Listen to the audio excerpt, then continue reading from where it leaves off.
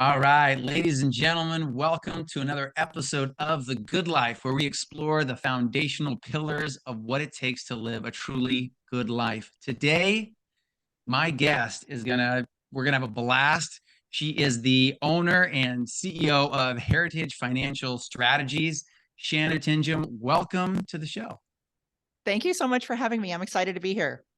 Yes, I am stoked. And so I would love to just kick it off. I know we're going to explore a number of different areas, but I would love to just give you a chance to share a little bit of your story and what brought you to a place where you're really an expert helping people with some serious financial issues in their life.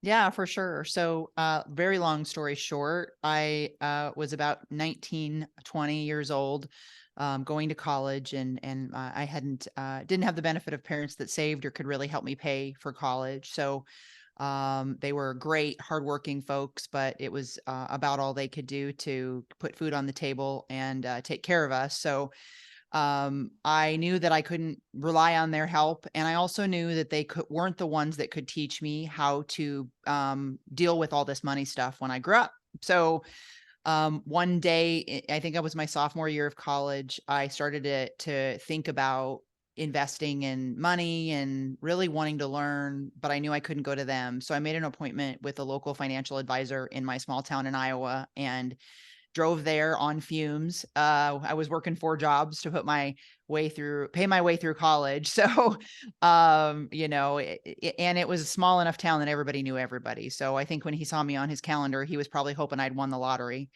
Um, that was not the case, however. I went into his beautiful office with the marble floors and plaques all over the walls. And I said, listen, I know I don't have any money right now, and I know you know that, but someday I'm going to, and I need somebody to help. And I don't know if that's you. So can you help?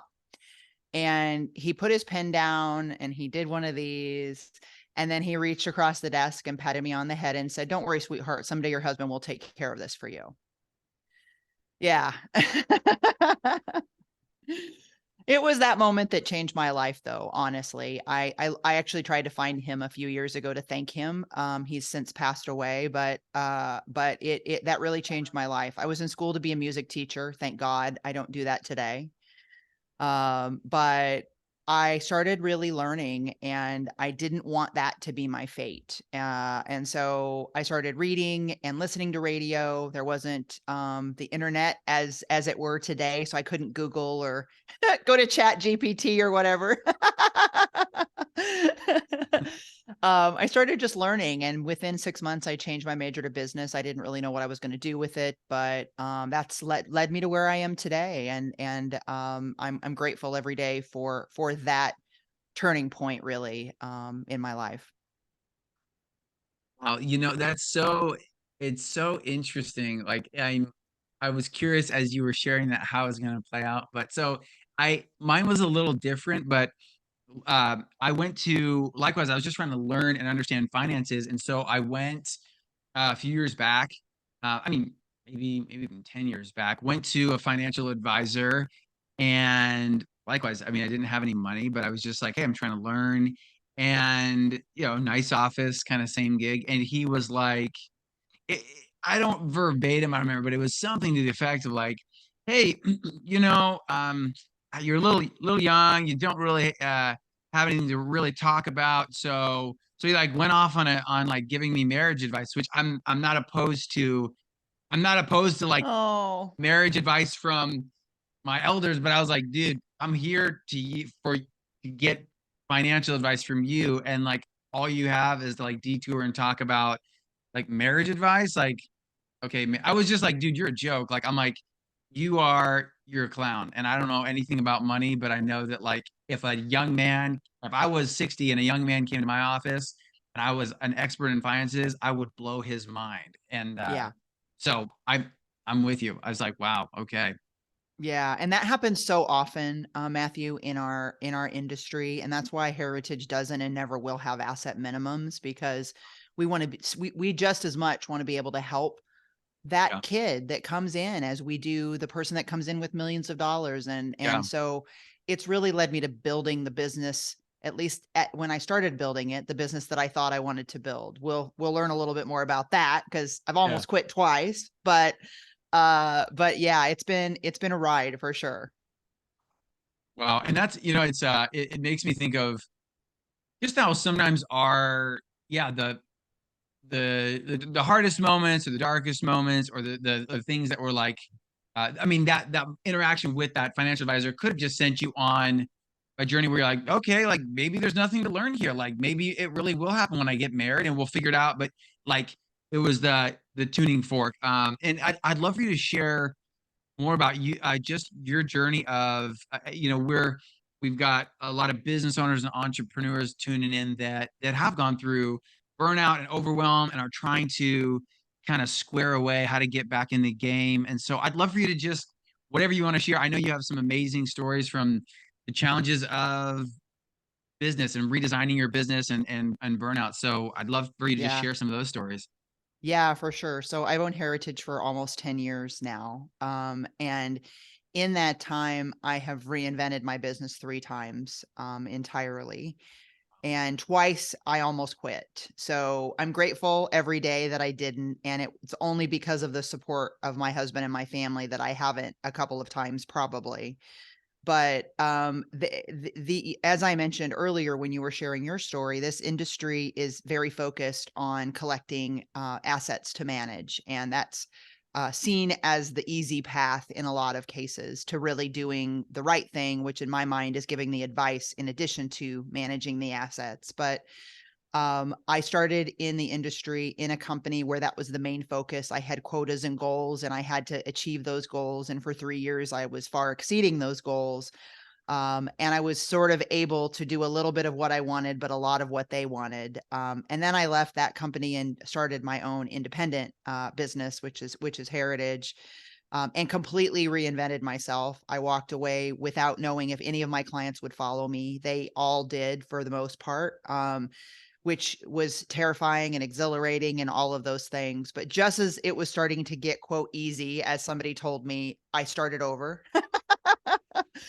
And then I really had to start at the beginning because I built a brand. I built a entire way of doing business that it was the way I wanted to do it, or so I thought. But what I really learned was that I carried all that baggage from the previous company and tried to do it again with a little bit of my twist, Yeah. of a twist of my business, instead of just doing my business the way I wanted to do it.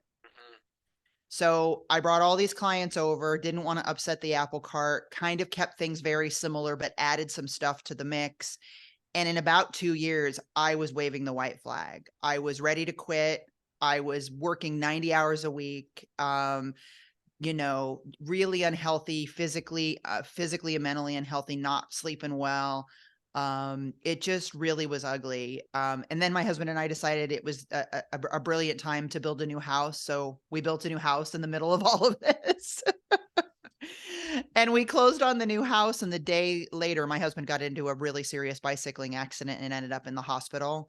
Wow. He broke it. Yeah, it was pretty scary. He broke his wrist, separated his shoulder, and his kidney started to shut down because he was dehydrated and ended up in the hospital. So I had to kind of shift gears pretty quickly and become his caregiver, at least temporarily, until he could feed himself and move around. It was rough. And I was like still the only one really doing all of the hard work. I had a good assistant at the time, but the focus was really on me doing most of the work. And I couldn't do that because I had to be home with him. Mhm. Um, and being home with him really made me go, what the heck am I? This is so stupid. Like, Mm. I can't, I feel guilty because I'm here taking care of my husband. That is bass backwards. Yeah.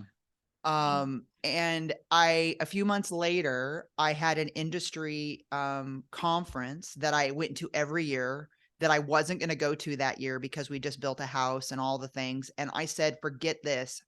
I'm going to go and I'm going to see if I can figure out what I want to do different. And on the plane there, I had made my mind up that I was quitting. And I called my husband from the conference hall that day when I got there and in tears. And I said, I need to get out. I've got to get Mm, out. This is slowly killing me. mhm, And he said, well, you're there. Just enjoy it. Just go to the workshops you want to go to and meet the people you want to meet and forget everything you think you should do. And that's exactly what I did.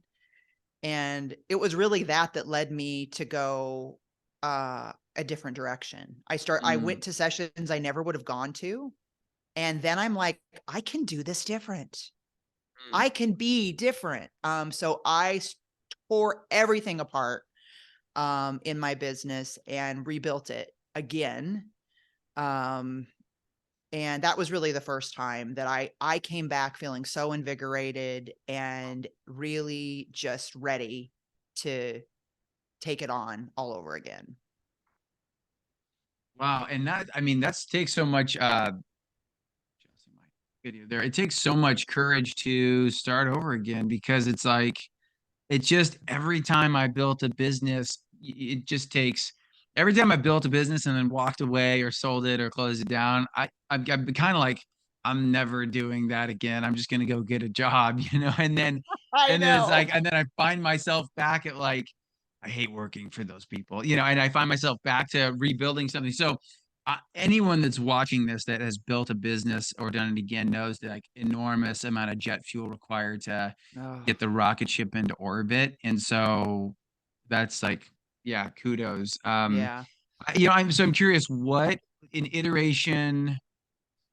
So you left your other financial service thing and kind of did the same, and then you did a when you went to that conference, you did your first major rebuild. Yeah. Like I'm curious, like what were the main because I'm always fascinated by like systems and processes of business. Like how do you build the machine of a business, you know? And so what would you say the things that whether it was in the systems that you had created or fill in the blank that you're like the old iteration 1.0 was this and it was killing me, iteration was 2.0 and was refueling me. I'm curious like on the Yeah. comparison. Totally. So I flipped the script entirely, going from my focus being on gathering assets to my focus being giving planning advice. And then, the assets coming in were a byproduct of that. And that was something I had never done before. I had given what I thought was comprehensive advice at my old firm to really learn that wasn't the case. They taught you a sales process with a sales script, and Yeah. their entire process was built around that gathering assets conversation. And so I had to relearn everything Mm. that I did, and I had all the noise in my head telling me that I didn't know what I was doing. I couldn't do it. And I had all the letters behind my name and all of the experience that proved I Yeah. could do it. But oh man, that first year, I felt like I was right back in my first year in the industry for sure. Wow. Wow. And so a big thing was you kind of moved from just maybe the standard like sales pitch to get assets towards maybe more of like an educator mentality. Like I'm going to really educate my clients, and if I can position myself as a market expert and educating them, they're going to want to stay with me as kind of their consultant. Yep. Was that kind of the Exactly. And instead the way that our industry gets paid primarily, or used to, at least at that time, was on a recurring basis based on the assets that we manage. And mm, the advice came as a byproduct of that. What I did was started charging for my advice. And that mm, way I didn't have a dog in the fight as to whether or not they transferred the assets to me. I wanted yeah, that because it was easier for me to implement my advice if I managed it, but it wasn't what my end goal was. yeah, And so I really just said, here's my new structure. And I had to draw a line in the sand. And I'll never forget the first prospect that came in after I drew a line in the sand. And I had to kind of give myself a Rocky talk, like I played the Rocky music in the background. It was, yeah.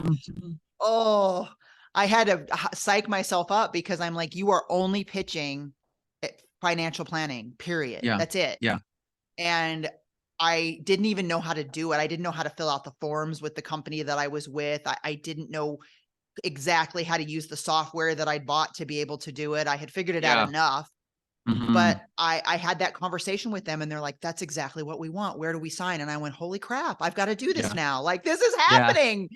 Uh, Yeah, that's pretty much it. Correct. They left my office and I was like high-fiving the wall. And Yes. I mean, it was crazy. So I knew that people wanted it and needed it. And there were so few firms at that time that were doing Yeah. it. But Yeah. oh my gosh, the imposter Yeah. syndrome was a real thing, man. Yeah. In the middle of that. Wow. And what was it about like what was it about your first model that was like burning you out? Like why was there so much burnout in your first whack at going for it? Yeah, I think because I was still putting that pressure on myself to achieve all the goals. And, I had learned how to operate in a quota driven Yeah. environment. And Mhm. what it really is about for me is serving the people. And so I didn't want to take on every client that came through the door in my new firm. Yeah. I wanted to love the clients that I worked with. And so I had this internal struggle going on sometimes when I would tell clients that I'm not the best fit. And I'm like, Yeah. but they got money. And so I Totally. really, yeah, I was struggling. I struggled with my identity a little bit Yeah. for a while in that world for sure. Wow. Wow. Yeah, that's and it's so true. I think as business owners or entrepreneurs figuring out like we step into an industry or a niche and then we kind of see how other people are doing it. It's like, well, what's my unique approach here? Like what can I offer that is unique to my design and my way of doing things that can't be replicated. I think that yeah, that really takes some time. Wow. Okay. And anything else like as people, any other parts to that just as business owners are listening in and they're in a place where they built a successful business and yet they're in this place where they're burnt out, maybe they're anxious and depressed or overwhelmed, maybe they just like lost the energy or the vision of like they can't really see where they're going anymore. Yeah. Drawing on some of that you're unpacking, what would be like yeah, anything else that you would share from that or maybe best advice of like how Yeah. to pivot and shift when you're kind of in the hole? Yeah. Well, I think the hardest thing to do when you're in the weeds is to see the forest. Yeah. And so I think if I hadn't gotten away that weekend to that conference and just stepped out of my life and out of the Yeah. business, I'm not sure I'd still be in it today. So that would Yeah. be a piece of advice, go to an Airbnb, get the heck Yeah. out of your normal environment. Even Yeah. crap, if you can't afford that, go to your parents and stay in their spare room for a few days, right? Yeah. Like Yeah. just get out of your world for a Hmm. few days and spend some time thinking about what it is that you really want. And is the business you built serving what you Yeah. really want to do? Yeah. Yeah. That's so good. And I'm with you. I think that I'm a big believer in just pumping the brakes for a minute, just pausing. Because sometimes as entrepreneurs, I know for myself, I feel like man, I've got to be building, I've got to be creating. There's so much to do. And I do believe in rest. I do believe in like cutting it down, but it's hard. Even I mean, my wife and I've been talking even this week as we're both have our own spaces and so trying to juggle health and sleep and exercise nutrition with our marriage with work and business and just multiple things relationships so it's Yeah. yeah, it's like, but I'm so with you. Just look, if things aren't working, just pump the brakes. Take a weekend, take a week, and reset. And I think there's so much clarity that can come even from a weekend away at the coast or something. Oh, without a doubt, without a doubt. And the other thing that I would say is that I thought I had to do it all myself. And Yeah, so, as a new entrepreneur, you're probably the web designer and the receptionist and yeah, all the things, right? And that's what I think was slowly killing me. Like I really didn't give myself the space to step back and go, what is it that I really want to do in yeah, this business? I should not be spending my weekends dealing with our, technology and yeah, futzing with our phone system and all that's like, no. Um, yeah, I'm a big fan of just now, and I've really gotten to almost to the point in my business now where I can say I'm really only doing the things that I'm meant to do, and yeah. other folks are doing the other things because they do them better than me anyway. Yes, So I yes. don't want to do that stuff anymore. No, absolutely, absolutely. It's like What's our time? And you know, in the beginning phase as we're building, there is some you duct tape things together as best you can, and you kind of wear a bunch of hats, but as fast as humanly possible, outsourcing that stuff. I'm reading this book called Who Not How by I just finished that one. Oh my yeah, gosh, that's so good. it's so good. It's so good. It's by so for our listeners, so it's by Dan Sullivan, who's a like legendary world-class entrepreneur coach, and by Dr. Benjamin Hardy, who is an up-and-coming, brilliant psychologist with his PhD. So studies in neuroscience and psychology. And so they've formed this dynamic duo where uh, Dr. Benjamin Hardy's bringing the neuroscience and psychology and then fusing it with battle hardened strategies and practices from Dan Sullivan. But it's really it's I I have thought in that framework of before, but it crystallized it. And for those watching, so Who Not How, the book's premise is when as an entrepreneur and a business owner, when you hit a wall, uh, the question you should ask yourself, the question most of us ask ourselves is, how do I do this? How do I fix this? The question we should ask is, who do I know who can fix this for me? Who do I know who can do this for me? And that's how you build a team of who's. You build a that they're experts at that, they're masters at that, and they love it.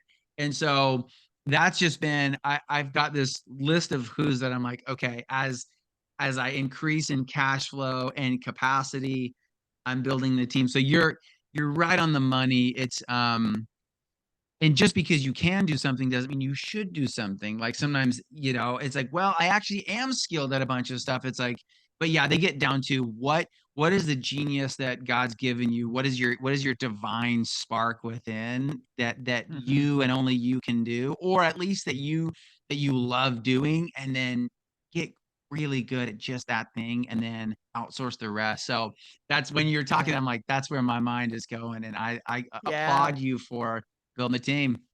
Yeah. Well, and it was team that almost took me under the last time. So I'll share with you Yeah, please do. the last time, which was last year. So beginning of last year, 2022, end of January of 2022, I ended up in the emergency room with a gallstone. I thought it was a heart attack. It wouldn't have surprised me if it had been. I was 65 pounds heavier than I am today. Um, wasn't sleeping. I had onboarded through the pandemic. I had grown my team by about 7 people. Wow. Yeah.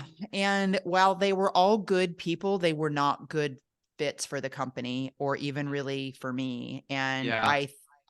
what I learned is that culture trumps a fit for the position without any doubt.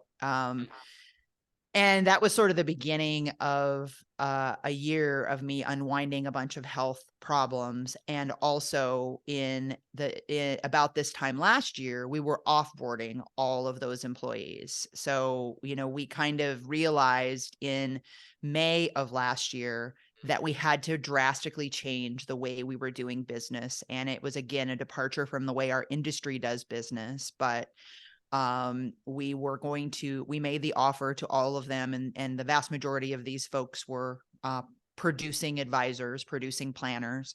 Yeah. And our industry operates on what's called a split basis, where it's kind of like a real estate agent, where each this buying and the selling side get a split. Yeah. And so we were splitting business with these advisors who didn't want to do things our way, and they were used to being independent, and not under my brand. You're not going to be independent. So it was a constant push and pull Yeah. situation. And we got Yeah. to the point where we said, if they want to be on board, Yeah. then we're going to offer them a really nice salary to stay as a advisor.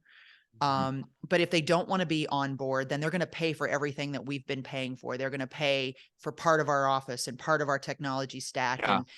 And we just added it all up. And what we learned in that process was that I was paying for more expenses for all of them than I was making in revenue, Wow. by a lot. And so I knew things had to change, and we Yeah. proposed to all of them that they could stay under this structure or they could stay under that structure, but they were no longer going to be allowed to stay under their current structure. Wow. And all of them chose to leave. which Okay. with except for one whom I've hired in 2020 to be my successor, essentially. Okay. And I knew he would stay because he's amazing and his goal someday is to own our firm. So Yeah. we essentially offboarded 4 advisors and the 3 support staff we'd hired to support them within 60 days. Yeah. Um, I joke with folks that last year I lost more than 1,000 pounds of weight off my shoulders. And this year I've lost 65 because I've gotten healthy as a result of that. Because Sure. all of that stress and Yeah. frustration and everything was literally slowly killing me.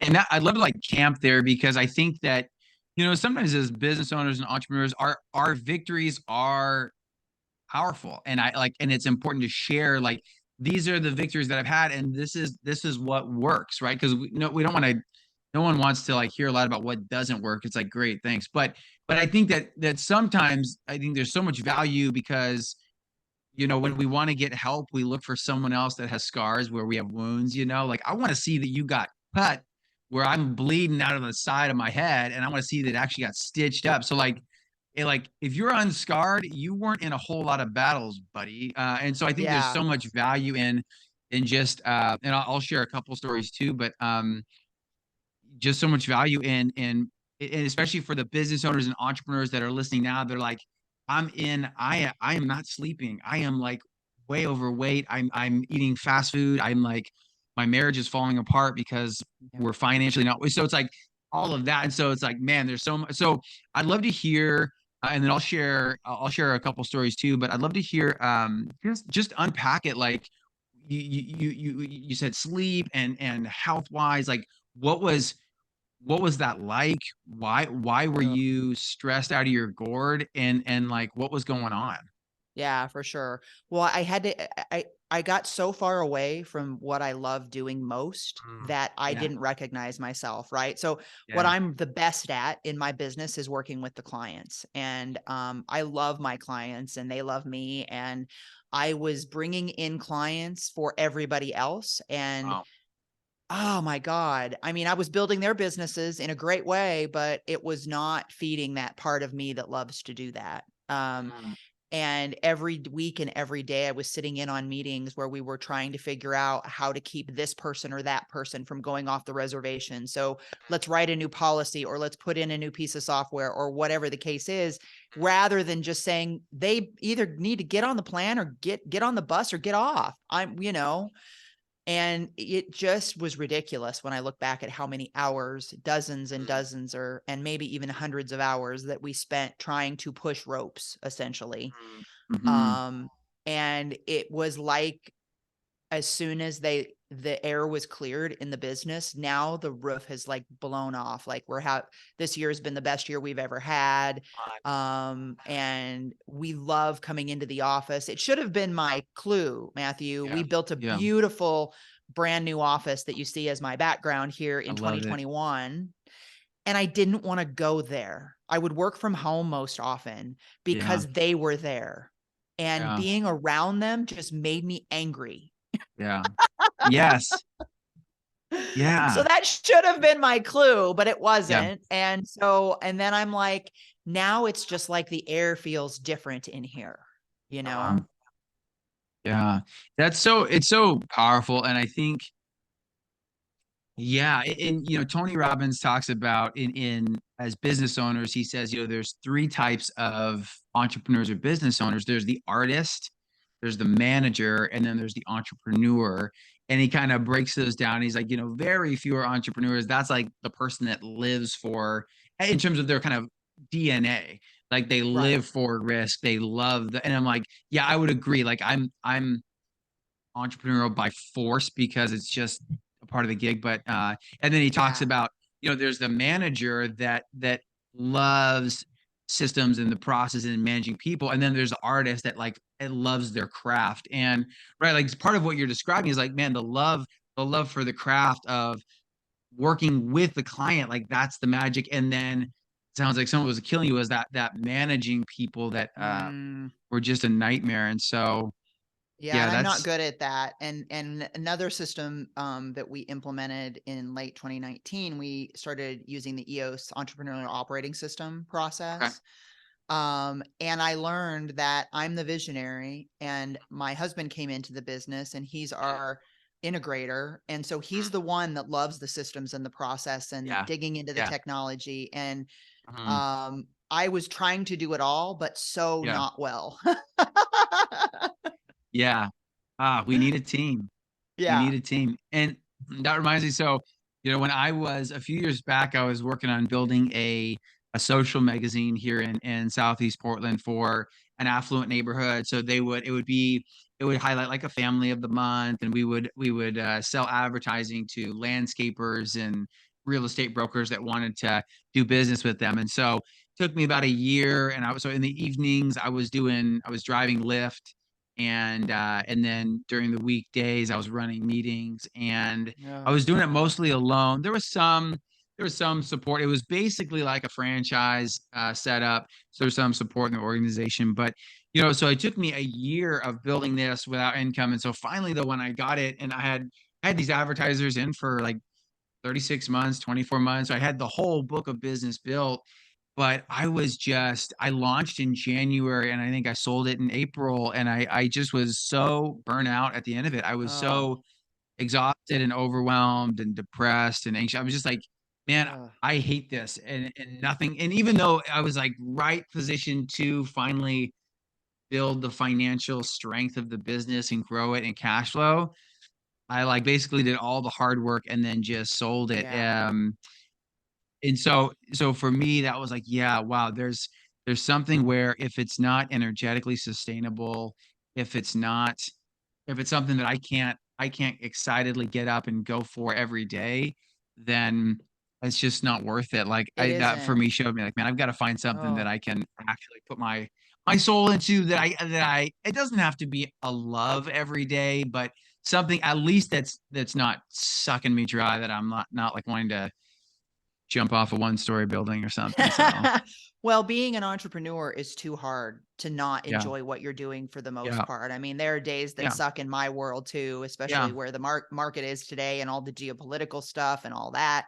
I mean, it's not easy to do what I yeah, do and people yeah, passing away and all of that, yeah, but by and large, I get up every morning because I love the work that yeah, I do, and I have to do some crap as a part of that, but, yeah, man, doing what we do as entrepreneurs is way too hard to hate it every day, you know? yeah.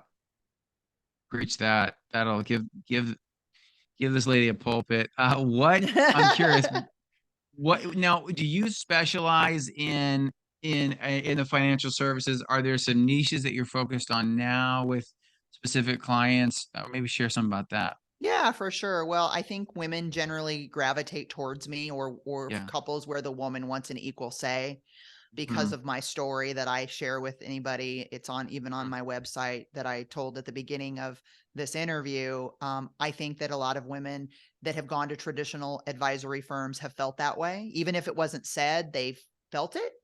Yeah, So we get a lot of folks that come in that have had your experience where they went in and were discounted or felt less than. And I also am a certified divorce financial analyst, so I work with folks going through a divorce. It's primarily women, but not yeah. always. So we deal with a lot of those too. So we're also Dave Ramsey Smart Vestors, and Mm, mm. so we get a lot of Dave Ramsey followers that come to us from various channels that want help the way he would teach it if he were sitting there at the kitchen table with them. So those are some of the areas that we serve. Wow, wow, yeah, and I remember, when we talked before just about the working helping counsel people and coach people through kind of that divorce process, Oh, especially women, and it's obviously it's a bummer of a thing, but, um, man, that's just so needed.